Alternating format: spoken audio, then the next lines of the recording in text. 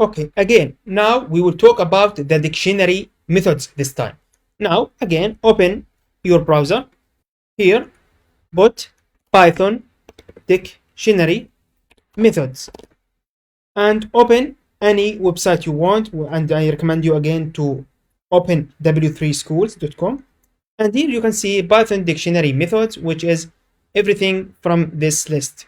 Clear, copy from keys, get, items, pop items, set default, update values. Now again, open any one of these, and you can see that we have all the descriptions, all the things. Again, I will not handle all of these in details actually, because they are very simple. Just copy and paste them. Just try them out if you are curious. Well, actually nothing here to be taught.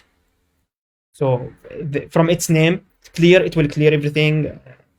Copy, it will copy the dictionary, but how to use it, how to do that, you can see the examples here.